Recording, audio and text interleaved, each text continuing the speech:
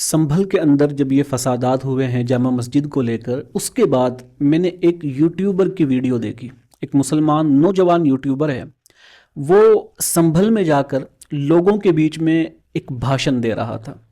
जिस भाषण के अंदर वो कह रहा था कि जी देखिए, मुसलमान तो किसी से नहीं डरता, मुसलमान तो किसी से खौफ नहीं खाता, हम तो सीना तान करके खड़े होते हैं। यानी इस तरह की गुफ्तगू सिर्फ ऐसा नहीं है कि वो एक यूट्यूबर कर रहा हो, बल्कि ये हमारे यहाँ पर जो मजहबी लोग हैं, हमारी जो क़ियादत है, उनकी ज़बान से भी आपने बारहा सुना होगा कि मुसलमान तो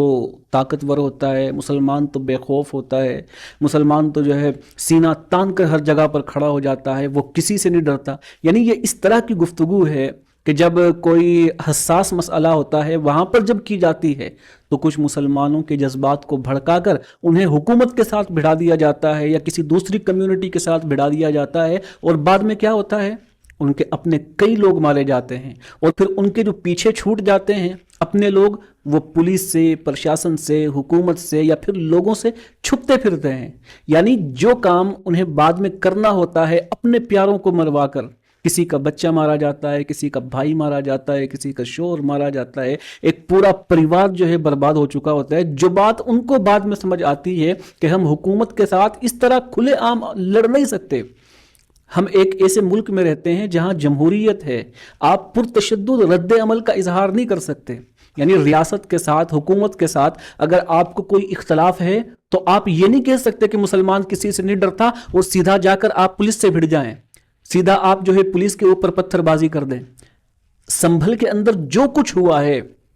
अगर मुसलमानों के जो बड़े लोग थे वो उनको समझाते, यानी जो चीज़ अब बाद में की जा रही है, यानी समझाने का काम किया जा रहा है, और जो लोग भागे फिर रहे हैं, कानून का रास्ता इख्तियार करने की कोशिश की जा रही है, आखिर वो संभल के अंदर पहले क्यों नहीं हुआ? इसलिए कि पहले इस तरह के बयानात दिए जाते हैं कि मुसलमान किसी से नहीं डरता, मुसलमान तो जो है अगर क्या नाम उसके पास हथियार भी ना हो तो वो तो पत्थरों से लड़ जाता है, डंडों से लड़ जाता है। यानी इस तरह की जज्बातियत से भरी हुई गुफ्तगू पहले की जाती है, बाद में फिर जब अपने प्यारे मरते हैं तो रोना पीटना होता है। मेरे भाई, दुनिया के अंदर किसी भी जगह पर आप हुकूमत से अगर इस तरह से लड़ेंगे तो नुकसान आपका होगा। और फिर मैं आपके सामने एक बात और अर्ज कर दूं, ये सिर्फ इंडिया का मामला नहीं है कि इंडिया में इस तरह से होता है, दुनिया के हर मुल्क में होता है। यानी पाकिस्तान के अंदर तो मुसलमान है ना, वहाँ पर इमरान खान के ताल्लुक से अभी जो तहरीक चली थी उसमें क्या हुआ है, वहाँ भी हुकूमत ने गोलियां चलाई हैं, लोगों के ऊपर गोलियां चलाई है, खुलेआम चलाई है। यानी चलाने वाले भी मुसलमान थे, जिन पर चलाई जा रही है वो भी मुसलमान थे। क्यों? इसलिए कि उन्होंने हुकूमत की रिट को चैलेंज किया, वो हुकूमत के सामने जाकर टकरा गए। अब जाहिर सी बात है, अगर आप इस तरह से करेंगे, हो सकता है कि कोई बाद में आकर ये कहे कि जी मुसलमानों के जज्बात को मजरू किया जाता है, जिस तरीके से संभल में पहले नारे लगाए गए। तो मैं मुसलमानों से कहना चाहता हूं कि क्या आप इतने समझदार नहीं है? ये एक पैटर्न है जो कई जगह पर होता है। यानी किसी भी तरह का कोई प्रोटेस्ट किया जाता है, उसमें भड़कते हुए नारे लगाए जाते हैं, उन नारों की बुनियाद पर मुसलमानों को गुस्सा दिलाया जाता है, इश्तियाल दिलाया जाता है, गुस्से में आकर वो पत्थर डंडे संभालते हुए बाहर निकलते हैं, और फिर क्या होता है, बाद में मुसलमानों को मार दिया जाता है। ये एक जगह नहीं हुआ, कई जगह पर इस तरह से हो गया है। तो जब आपको पता है कि ये बार बार हो रहा है तो फिर आपको अकल क्यों नहीं आती? आप क्यों नहीं समझते कि ये जानबूझकर किया जा रहा है और फिर इसमें नुकसान आप ही का होना है?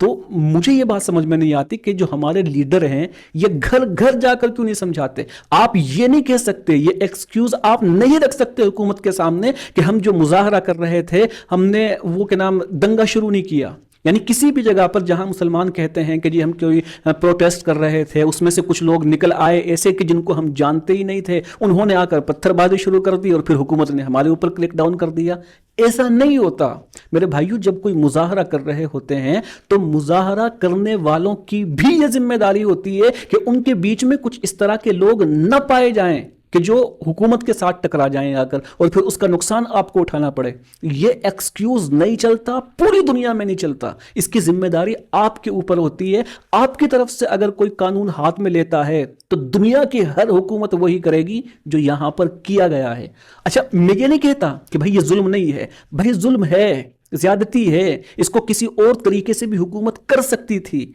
लेकिन مسئلہ یہ ہے کہ اکثر و بیشتر کیا یہی جاتا ہے، اسی طریقے سے کیا جاتا ہے، اس لیے کہ دنیا کے اندر کوئی بھی حکومت ہو وہ اپنے مفادات کو سامنے رکھ کر چلتی ہے، اور آپ کو پتا ہے کہ فی الحال جو مفادات حکومت کے ہیں وہ اسی میں ہی ہیں کہ مسلمانوں کو کسی طریقے سے زد و کوب کر کے اپنے مفادات ایک جو کیا نام اکثریتی طبقہ ہے اس سے حاصل کیے جا سکیں۔ تو سوچ کر ہمیں چلنا ہے،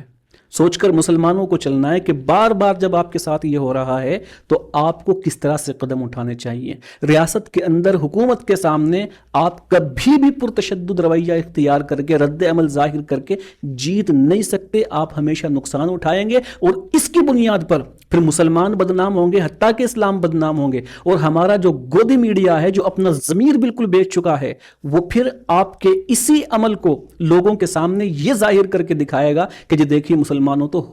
تو ہوتے ہی دنگائی ہیں۔ یعنی یہ نیریٹو جو آج میڈیا نے بنایا ہے نا کہ مسلمان جو پرتشدد ہوتے ہیں، اسی طریقے سے وہ حکومت کے ساتھ لڑنے والے ہوتے ہیں، جھگڑا کرنے والے ہوتے ہیں، اس میں بہت بڑا ہاتھ ہمارا خود کا بھی ہے، اس لیے کہ ہم نے خود یہ میڈیا کو دیا ہے، راستہ دیا ہے۔ جو سنبھل میں ہوا وہ اسی کی ایک بانگی ہے کہ ہم نے میڈیا کو موقع دیا ہے کہ وہ یہ کہہ سکے کہ مسلمان تو ہوتے ہی پرتشدد ہیں، مسلمان تو ہوتے ہی لڑاکو ہیں، جھگڑالو ہیں۔ تو میرے بھائیوں، جو کام آپ کو بعد میں کرنا ہے وہ آپ پہلے کر لیں، اور میں مسلمانوں سے کہنا چاہتا ہوں کہ کوئی بھی مولوی ہو، کوئی بھی لیڈر ہو، جو بھی آپ کے سامنے آ کر اب اس طرح کی بات کریں نا کہ مسلمان کسی سے نہیں ڈرتا، ہم تو ایسے ہی بھیڑ جاتے ہیں، سب سے پہلے آپ کو اس کے خلاف جو ہے قدم اٹھانا ہے، اس کو کہنا ہے کہ خدا کے واسطے بھائی ہمیں اپنے حال پہ چھوڑ دو اور چلے جاؤ، اگر تمہیں کسی سے ڈر نہیں لگتا تو جا کر تم خود لڑو۔ یعنی